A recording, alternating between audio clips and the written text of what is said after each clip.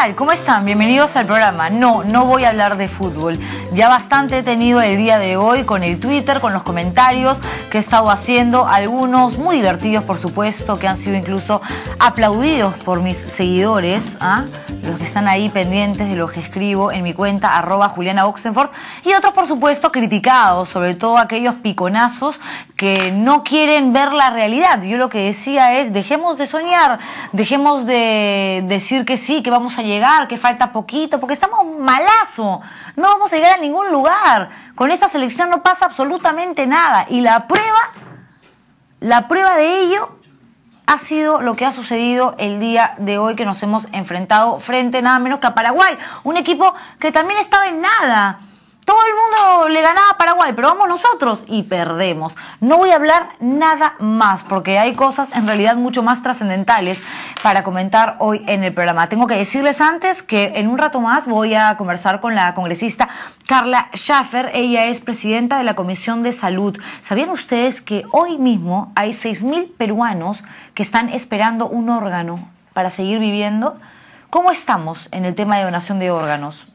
Debo decirles que las cifras son bastante bajas, mientras en países europeos, en Canadá, en Australia, todo el mundo dona sus órganos, todo el mundo registra, digamos, su intención de donar en caso de una muerte que permita la extracción de ciertos órganos o tejidos. Acá en el Perú todavía falta trabajar muchísimo en la cultura de donación. Vamos a hablar de eso y luego voy a conversar con la ex conductora de televisión Maritere Braski, que está metida en un montón de campañas, está alejada de la tele, pero con mucho trabajo, por suerte. Vamos, sin embargo, a arrancar haciendo un resumen de lo que sucedió hoy con la congresista Cecilia Chacón. Ella fue sentenciada a 4 años de prisión suspendida, es decir, no es cárcel efectiva, por lo tanto no va a ir presa a ningún penal. Y va a tener que además pagar una reparación civil de 2 millones de soles, además de ser inhabilitada durante 3 años para ejercer un cargo público, porque la sala que la condenó la halló culpable del delito de complicidad por supuestamente ser cómplice de enriquecimiento ilícito. La sala ha comprobado que recibió dinero de su padre, el exministro fujimorista Walter Chacón. Lo cierto es que nosotros hace algunos días, en realidad esto ha sido reciente, el 27 de septiembre invitamos a Cecilia Chacón aquí al programa, y me acuerdo que le pedimos que viniera porque la noticia ese día fue que la Fiscalía estaba solicitando el levantamiento de la inmunidad parlamentaria. Finalmente no sucedió nada, ella estaba casi convencida de que no la iban a condenar, que al contrario iba a ser absuelta de este proceso, pero ya ven ustedes que no, al punto que la Fiscalía no ha quedado conforme con la pena, ha dicho por qué le han dado 4 años y que esto finalmente va a ser prisión suspendida si nosotros, el Ministerio Público, pedimos 6 años, y eso ya sería prisión efectiva y no el pago de 2 millones de soles. Para Julio Arbizu, el procurador anticorrupción, 2 millones de soles es demasiado, es muy poca plata. Él quiere que sean 8 millones de soles y también va a presentar su queja. Mónica Chacón lo que ha dicho hasta el momento es que va a apelar ante la Corte Suprema porque considera que esto es una injusticia. No ha querido dar el día de hoy entrevistas. Su hermana Mónica tampoco ha querido hablar.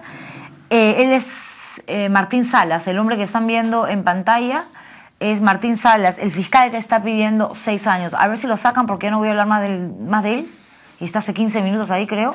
¿Y qué pasó ahí? Desaparecí. Me encantan las cosas que hacen en el switcher. Parece que los condenados son los que están manejando las cámaras allá. No sé qué hacen realmente. En fin.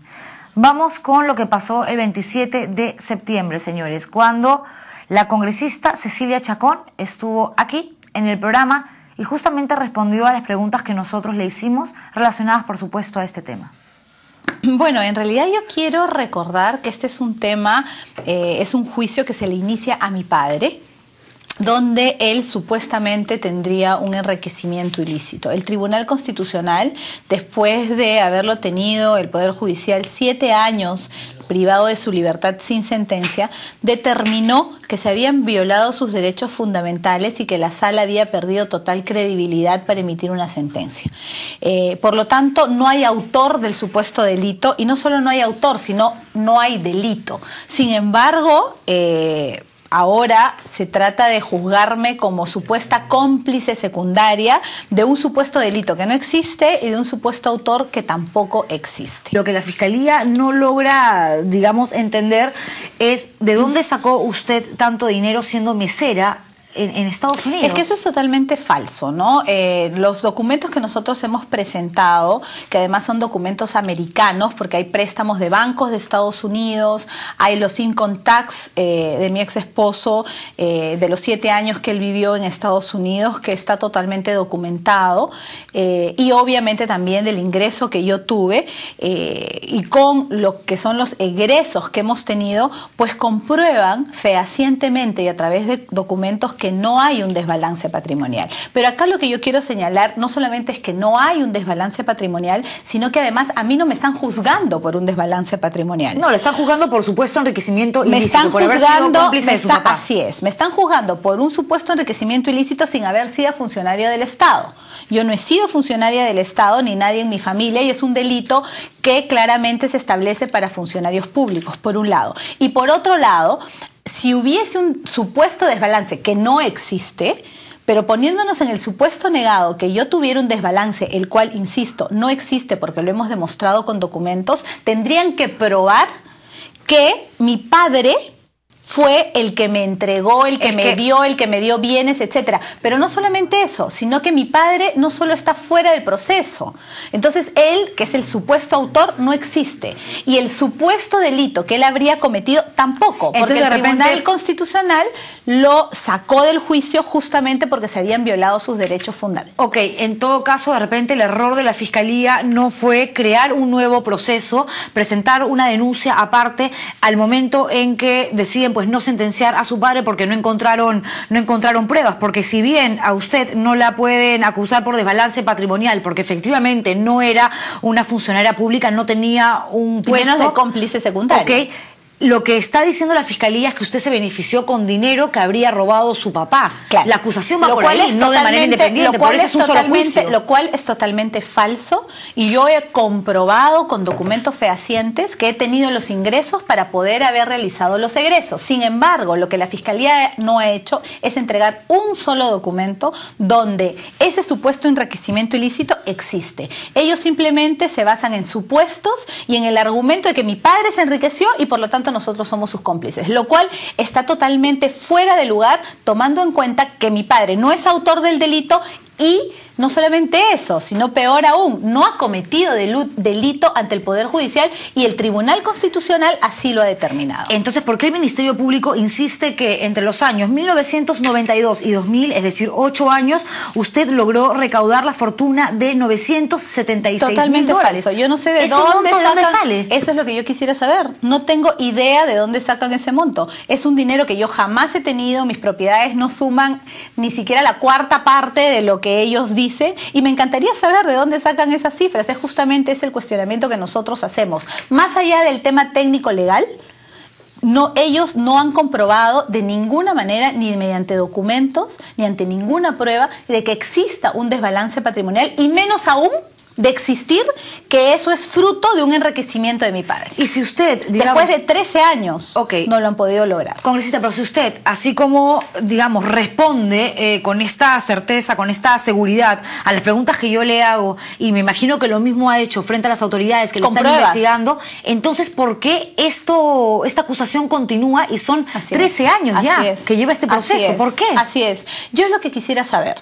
Mucha gente me pregunta ahora al escuchar estas noticias nuevamente de que qué es lo que ha pasado, qué delito es, porque no entra en la cabeza de la población que este sea el mismo juicio que se inició hace 13 años, ya van a ser 13 años en enero, con mi padre. No pueden creer que efectivamente sea un juicio no solamente tan largo, sino tan absurdo, donde supuestamente yo tendría que ver con un ilícito que mi padre no ha cometido, porque así ha sido determinado por el Tribunal Constitucional. Entonces aquí estamos realmente ante un tema totalmente absurdo que se inició cuando mi padre estuvo en política y continúa conmigo ahora que la política soy yo. Pero lo que ha dicho el fiscal adjunto de la Fiscalía Anticorrupción. Bueno, señores, eso fue lo que respondió la congresista Cecilia Chacón cuando estuvo aquí por segunda vez conversando conmigo en el estilo Julián. Ella decía que era una locura que la siguieran investigando porque hay algo que sí, de todas maneras es extraño y yo que me imagino que en el transcurso de los próximos días se va a tener que esclarecer. Si el Tribunal Constitucional absolvió a su padre, que era, digamos, el autor del supuesto delito de enriquecimiento ilícito, y a ella nunca se le abrió un proceso paralelo, un proceso aparte, sino que era cómplice del supuesto delito de enriquecimiento ilícito, ¿cómo es que a uno lo absuelven y a la hija la condenan a 4 años de prisión suspendida y al pago de una reparación civil de 2 millones de soles? Vamos a estar al tanto, por supuesto, de lo que pueda suceder, porque además, como les decía antes de presentar esta entrevista, en esta condena ha sido ella inhabilitada durante 3 años, es decir, de aquí, del 2012 al 2015, no va a poder ejercer ningún cargo público. Pero ella ahorita ejerce un cargo público porque sigue siendo congresista, sigue siendo parlamentaria. Entonces, este tema empieza mañana mismo a ser analizado por la Comisión de Justicia, por la Comisión de Constitución del Congreso de la República, para saber si realmente la van a separar, va a continuar, no sabemos. Esto ha sucedido el día de hoy, más información al respecto no hay y por supuesto los vamos a mantener al tanto en la semana. Van a haber, de hecho, novedades. Nos vamos a ir a una pausa comercial y cuando regresemos voy a conversar con la presidenta de la Comisión de Salud, hablando del Congreso, justamente del Parlamento, de un tema que es sumamente importante, de verdad. Yo estoy segura que si ahorita hago una encuesta y digo, señores, ¿qué opinan de la donación de órganos? La mayoría, por ejemplo, a través del Twitter me va a decir: no, nos parece una gran idea, nos parece genial, estamos absolutamente a favor.